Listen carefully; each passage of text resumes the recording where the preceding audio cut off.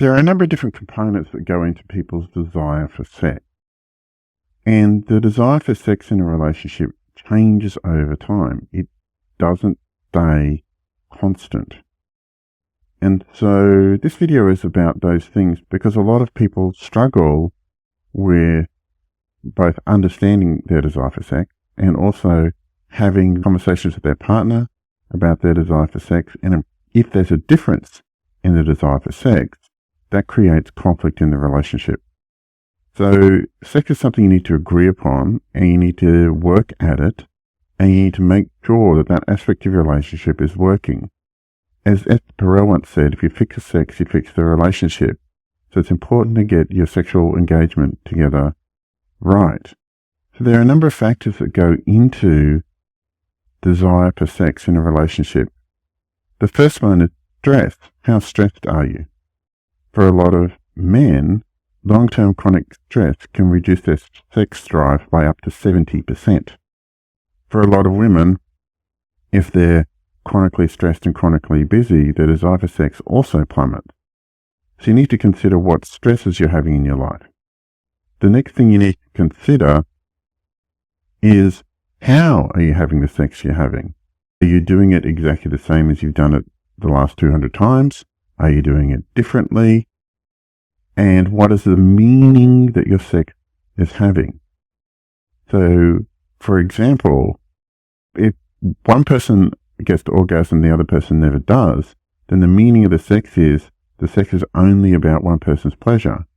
And most people, if they're the other person whose pleasure isn't a factor, then they go, why should I engage with sex if my pleasure isn't important? Alternatively, a different meaning is just getting the job done, like efficiency sex. I talk about efficiency sex all the time. Efficiency sex is a sex people have where one of both people can reliably orgasm in the minimum amount of steps, in the minimum amount of time, with the maximum efficiency, with the minimum amount of foreplay, normally the same sequence of steps, normally the same sequence of positions, and normally starts with a tap on the shoulder at 9 o'clock at night when you're both exhausted. A lot of people end up having efficiency sex, which isn't the sex that most people want. Some people want hot sex. They want intimate sex, where you're looking into each other's eyes and slowly making love. Other people want very intense, vigorous sex, but you can't do that at 9 o'clock at night when you're both exhausted. A lot of people want to have a variety in their behavior and have variety about who initiates. And then if that doesn't show up, they end up getting upset about the sex they're having. So there's all these different kinds of delicate interplays. Another thing is energy. When are you having it? If the time you have sex is at 9 o'clock at night when you're both exhausted, where you've been going for the whole day, you've been doing work, you've been doing parenting, you've been doing children, you've been doing exercise, and it gets to 9 o'clock at night and you're exhausted, you're not going to have the best sex of your life. That's very different to the beginning of your relationship, when you were probably scheduling sex, you're making sure you showed up, make sure you got good sleep the night beforehand, and you made sure that you showed up with energy.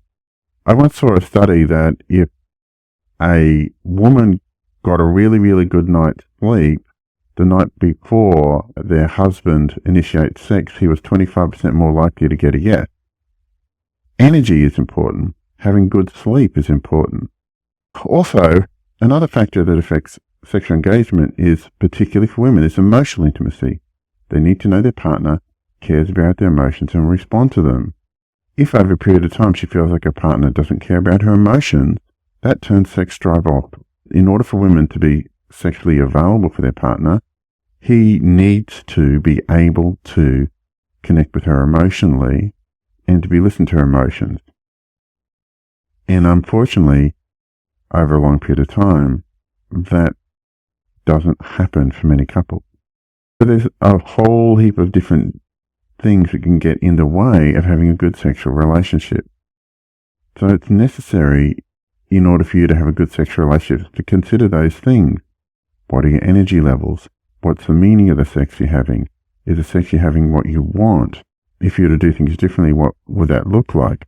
What gets in the way of having a good sexual relationship, as in, are you stressed? Do you have a low energy? There can also be some physiological things going on as well. So there's all different kinds of factors. So if you are struggling with your sexual engagement and you want to sort this out, please give me a call on 0432 681 321. There's a booking link in the description. Please like and subscribe to the channel.